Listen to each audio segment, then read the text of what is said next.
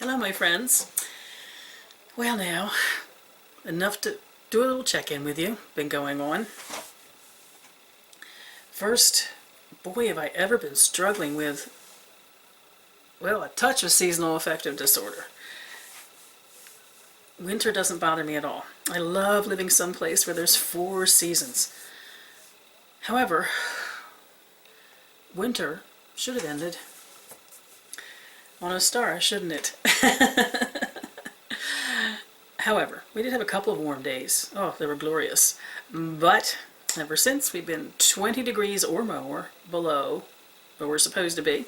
And we have had record-breaking low temperatures. Not just at night, but during the day. And I'm not dealing with that well at all. I'm just done with inside. I am done with not being able to walk away from the TV noise that's always part of our living environment here. That hubs in his TV, he loves it. But I think my patience level with being locked in the house with a television expired. Otostara. I really think it did. And I'm laughing at it, but honestly, I'm really having an emotional problem. Really, I guess you could say a depression with it is too cold for me to get out and walk the way I want to. I can't walk when it's below 45 degrees. I end up with some motor control problems, and I'm a little bit likely to fall. Well, we don't want to do that. So I'm just totally bummed and not dealing well with it. But there's been a couple of bright things going on so far this weekend, trying to get myself out of that feeling and just feel more one with the world. I'm just very down over being locked in the house past its time. I shouldn't be stuck in the house for spring and summer, or fall, as far as I'm concerned. So it's been challenging. But today was a good day. We released Tommy, Roger named him, the turtle, the fledgling snapping turtle that I shared with you, I think in my last video. And you might think that's not such a big deal, but we had to find a place to let him go. You can't really get to the bay, even though we live on the bay, because the grasslands that lead up to it, you can sink up to your waist, or even more. They're not something you want to walk on. And he's so tiny, I didn't feel comfortable tossing him off of a pier or putting him against the rocks where you can get down to the bay, because I was afraid that we've had such high winds. The winds of March didn't hit us in March, but they're killing us in April. And I was afraid he'd just come back and beat against the rocks.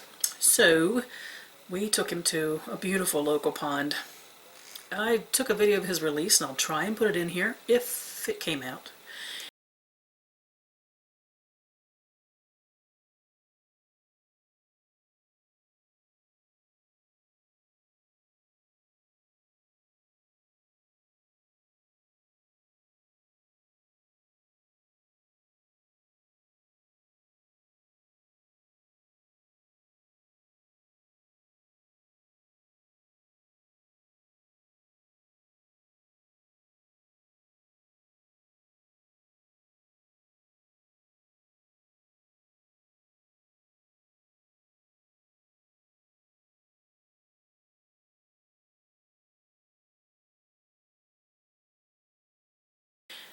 And if it isn't the next thing that follows, you will also be able to see the beautiful place we released him at the end of the video as a tiny moment. I got him down okay and got him released, turned around and came back up, and did a little bit of a becoming one with the pond.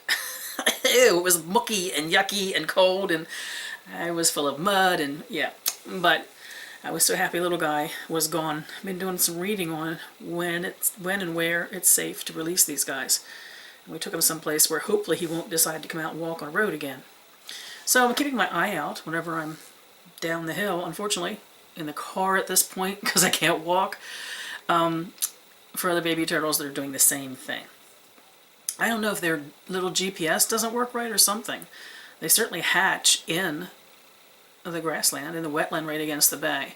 But they're supposed to then head to the water, from what I read about them.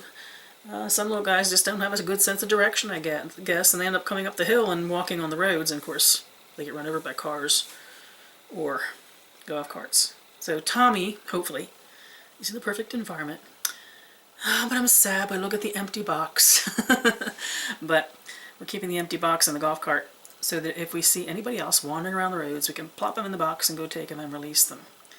So that was a good thing. That was a happy thing.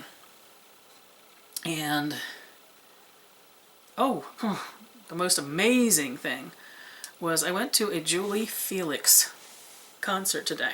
This weekend, the entire weekend, is a Women's Fest, I think that's what they call it, in Rehoboth. They do this once a year. I think I've mentioned Camp Rehoboth to you before. It's a gay and lesbian organization that originally were really just gay and lesbian as a community gathering place and a way to bond and connect. And then what's happened over the years that it has been here, it's become an outreach to the community. So they do lots of beautiful, beautiful public things, concerts and art fairs and lectures and all kinds of things that are open to the public. And in fact, their mission statement now is to become active in local charities and to be part of the greater community and to be a teaching opportunity for those in the greater community. So everyone is welcome to participate in everything they do now. So Women's Fest started yesterday, which was Friday, and it goes through tomorrow night, I think. So I think it's a 3-day event with every hour and a half to 2 shift in things to go to and things to do. And there's the kind of things you might expect, social opportunities for gays and lesbians to meet each other, dances and such, and a lot of presentations, well, that are specific to either of those two cultures. But probably half of the things that was on, did I say cultures? Would you really call it a culture? In a way it is. I don't know if that's an appropriate word or not. But about half of the things on the program for the 3-day weekend were very interesting to me. There was things I wouldn't be particularly interested in attending, like how to meet the best girl for the girls and how to meet your best guy if you're a guy. Things that were very intimately connected to gay and lesbian life and lifestyles. But there were a lot of other really interesting things. I would love to have gotten a weekend pass, but I couldn't afford it. But I was gifted with a free ticket for Julie Felix's concert today. You might not know who Julie Felix is for a couple of reasons. She's 77, and even though she's been singing since, I guess, the early 60s, in a very public way, most of my younger friends will have not heard of her. And many of my older friends, even though she's of a generation with women we would connect to, like Joan Baez, because Julie's known as the kind of the Joan Baez, the folk music queen of England. And that's the thing. Most of her career's been in England.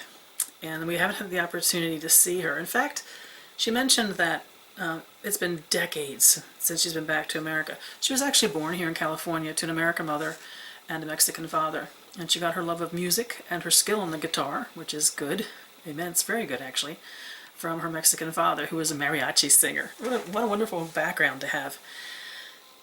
And she was very popular in the 60s and into the 70s.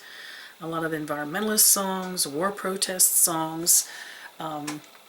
She was on David Frost's show in England for 2 or 3 years, had her own show for a couple of years, and she's continued to be an activist all of her life, and singing mostly in support of causes, mostly tied to the land. She's a lover of the earth.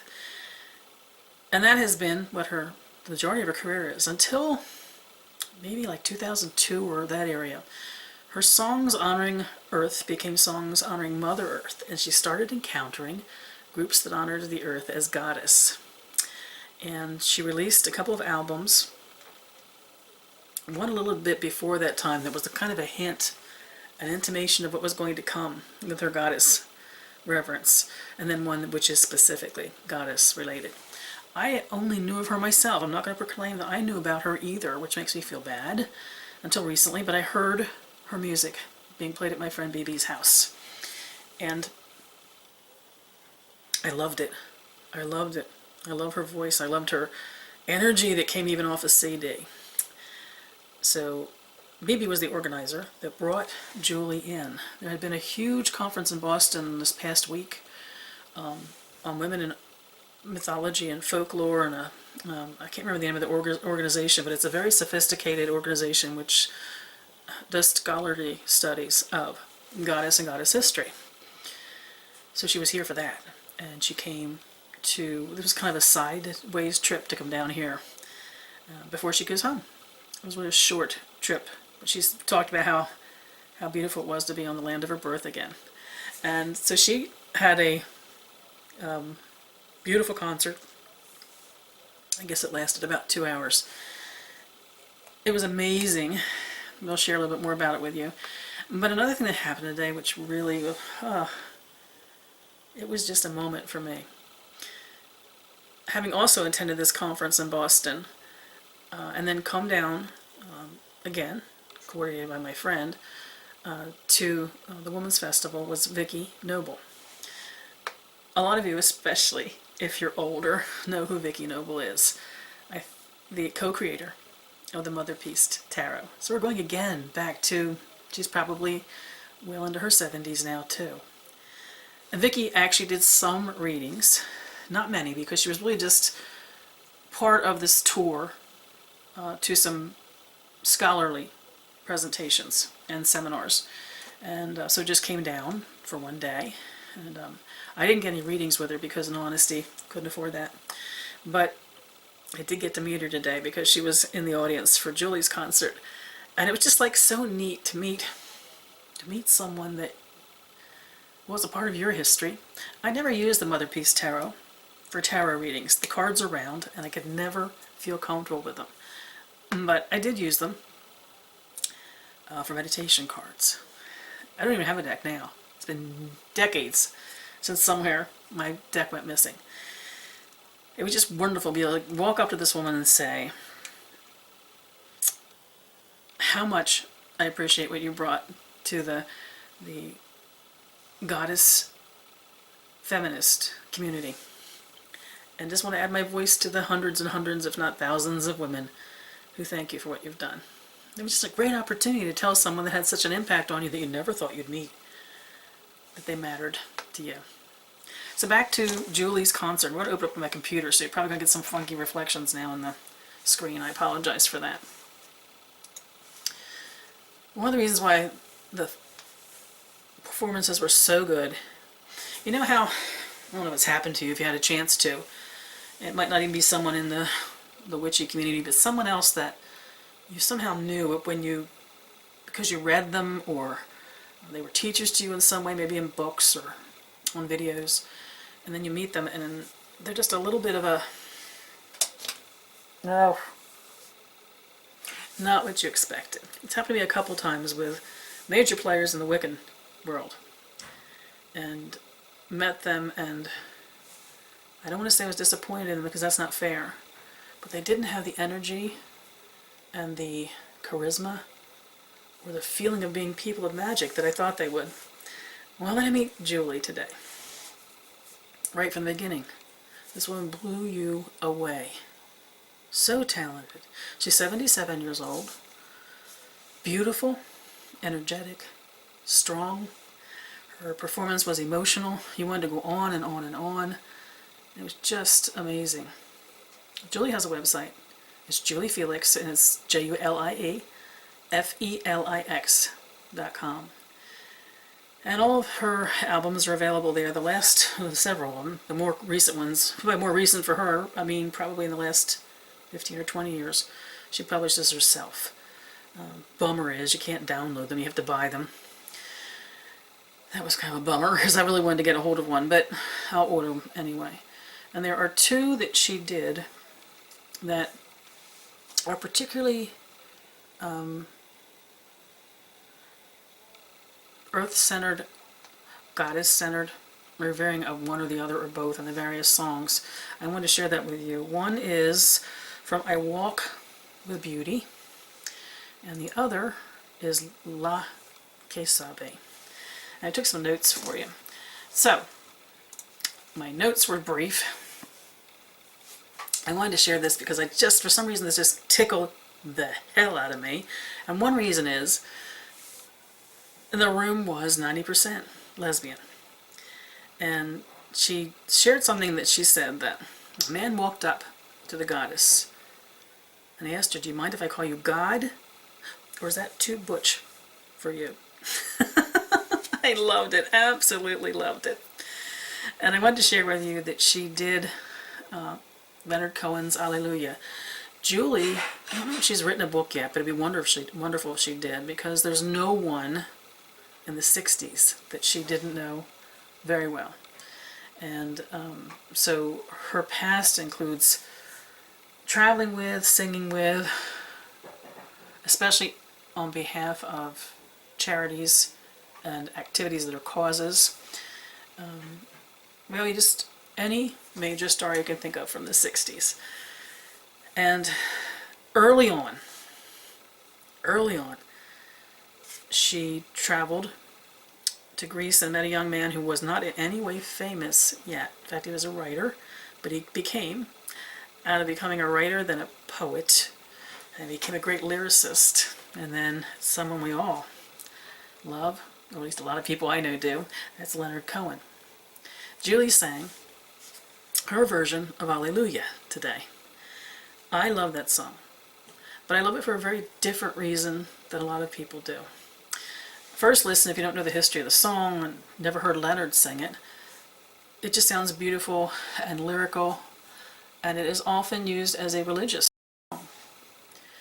But when it is about the agony and the ecstasy of too much love, unhealthy love, love that's one-sided, love where one or the other, the partner, sometimes both, are dominating, demanding. It represents what it's like to be so totally in love. And no, it's not a healthy love. The Alleluia part, if you look at it that way, is the balance to the fact that life is beautiful and we have these experiences as part of it. It's the cutting balance to the words of the song if you truly are opening to listening to them. So every time I hear somebody do a church-like version of Alleluia, my stomach turns a little bit, I'm going to tell you the truth, because I love the song. It's one of the most powerful songs I've ever heard in my life. Julie's version of it is exactly what I would have hoped it would have been, and probably because she sang on tour with Leonard many times and sang the song with him. And I had a note here to tell you how absolutely gorgeous it was, and she encouraged us to sing the chorus with her, and we belted it out. It was amazing. It was probably only 50 people, maybe 50 women. It was a small get-together, and oh, we sang our hearts out. And then she told the story of Que Sabe, She Who Knows. And if you read Clarissa Piccola Estes' Women Who Run with the Wolves, you know the story of Que Sabe. The old woman, who everybody thought was a terrifying witch that only came to you in your nightmares, who at night time would go out into the desert, and she would find bones of animals. And when she had enough bones of any one animal, she laid it upon a stone, she breathed over it, she sang over it, and she brought it back to life. And as a lesson to women, it's the power we have to breathe over the parts of ourselves that have been scattered. Intentionally or not, the parts of ourselves we gave away, the parts of ourselves especially that we forgot. And the power that we have to sing over ourselves, to assemble all of our pieces and bring them back together and make ourselves whole. And to hear her sing that was just amazing. And she gave credit to the fact that she's not even met Clarissa Piccola. I sang that right, Estes. She hasn't met her. but her book inspired her so, and she had permission to write a song about it. It was downright amazing. And at one point, she sang, "Who are the witches?" You know that one, "Who are the witches? Where did they come from? Maybe your great-grandmother was one." That song.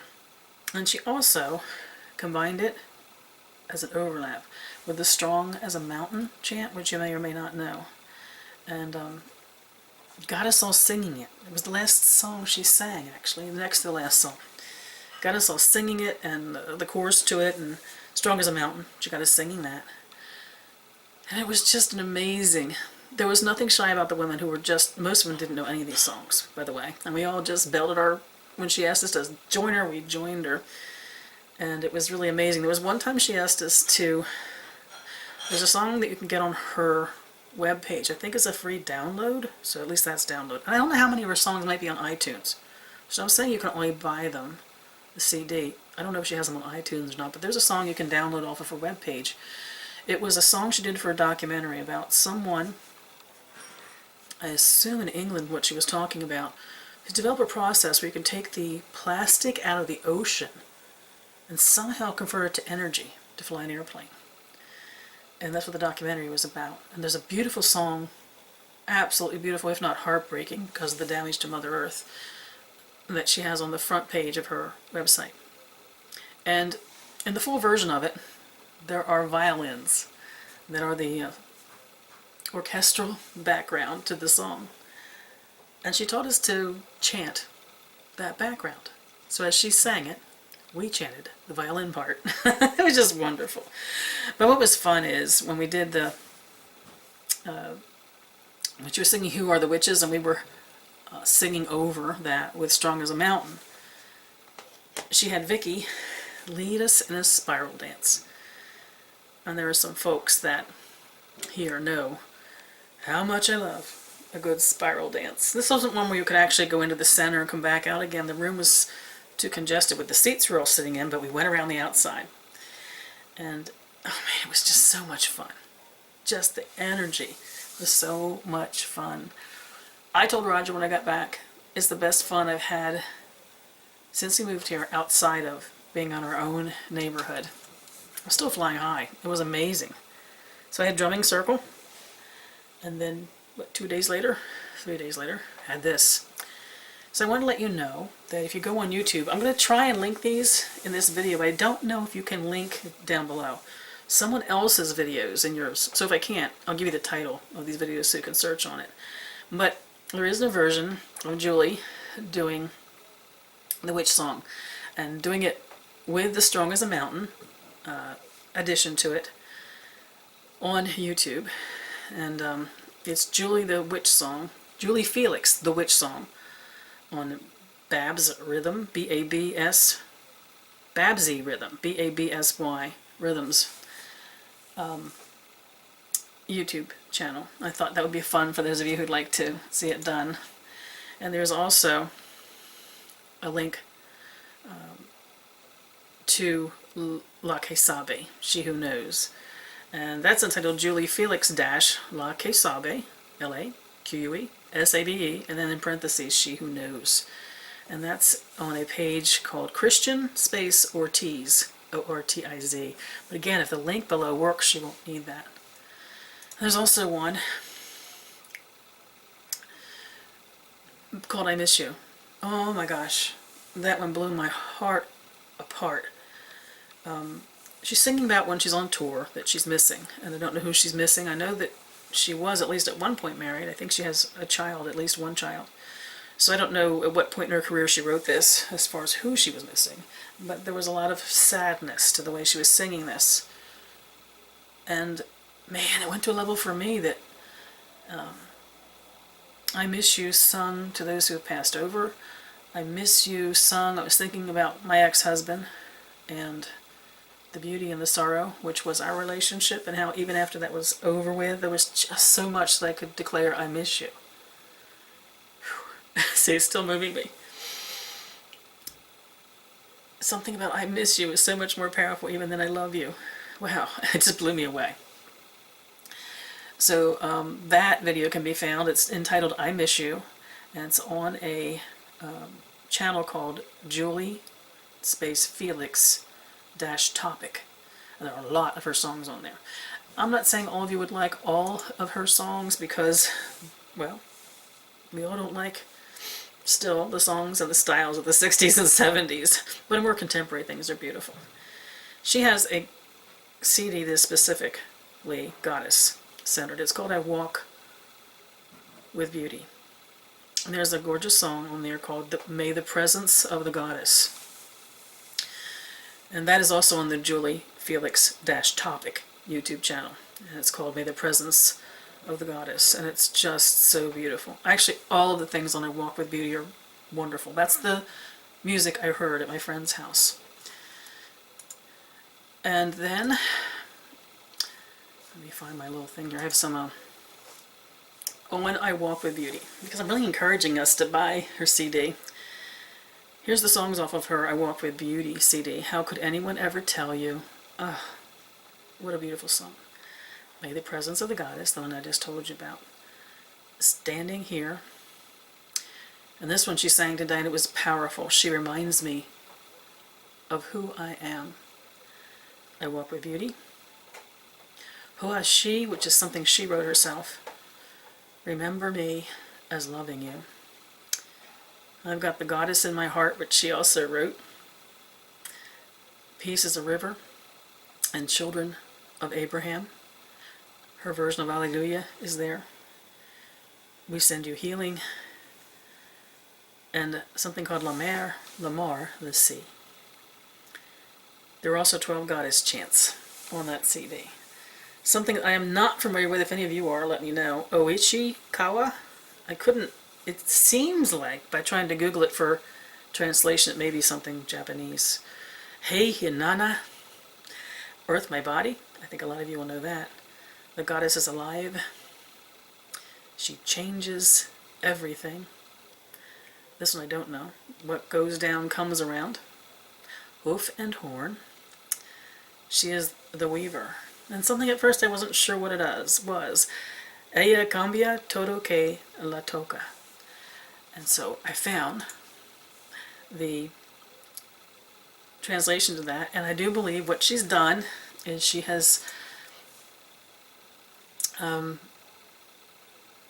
translated the changes. She changes everything she touches. Everything she touches changes. Only this is in Spanish. Isis Astarte, so it's the whole goddess chant. We all come from the goddess. And this one I love. We are sisters on a journey.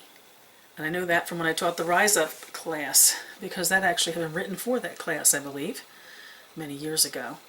Like maybe at this point, a couple of decades ago. It's a beautiful CD, and I did want to share it with you. So, wow to today. To singing, to laughing, and to dancing in a room of women, and a couple of their male partners who joined us. Brave men that they were. I wasn't sure about going. I was just so excited when my friend told me that they each had been given a couple complimentary tickets to give out. They made one available to me.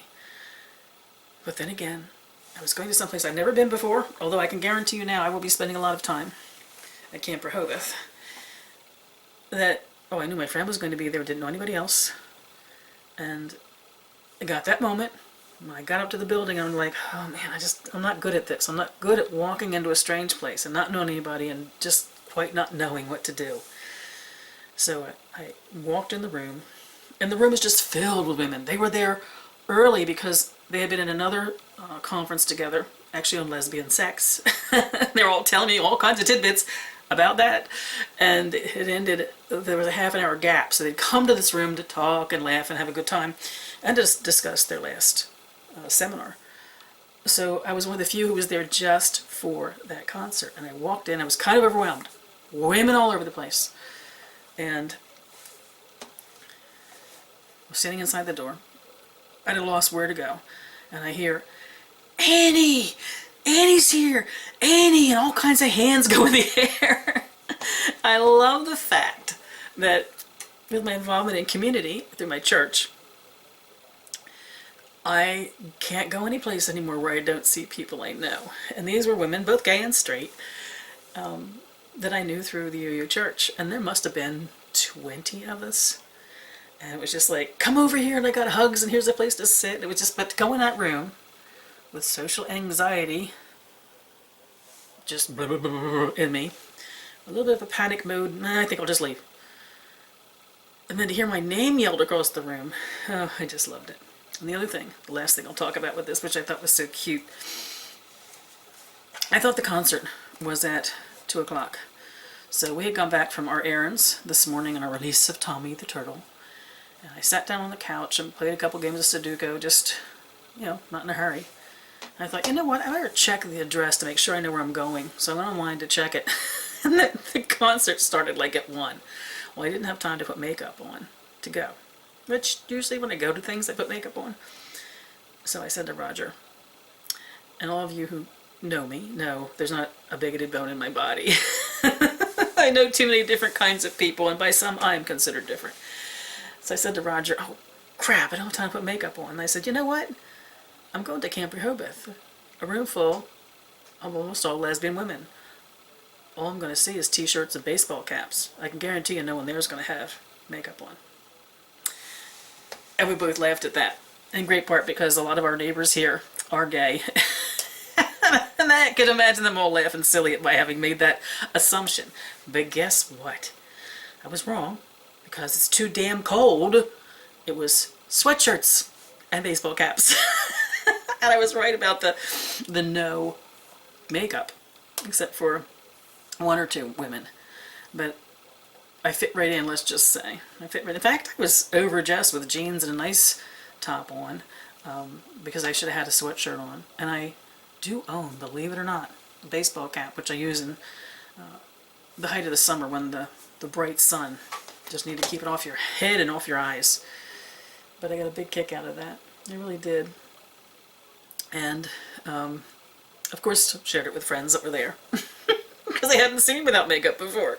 And I told them my little story, and I got a lot of jokes back that they didn't recognize me, that they're used to seeing me incognito, and next time they definitely wear their t-shirts. But the one thing I had to keep in mind is, if it's t-shirts and baseball caps, the t-shirts have to have important messages printed on them.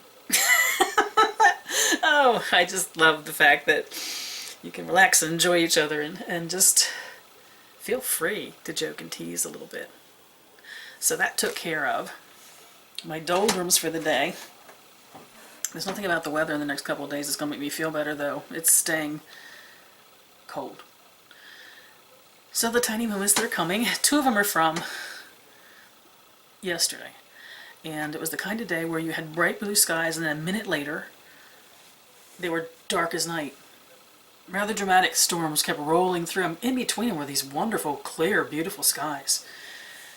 And then the last couple, you'll see it changes, especially the one at the pond where we released Tommy, because that's what today looked like.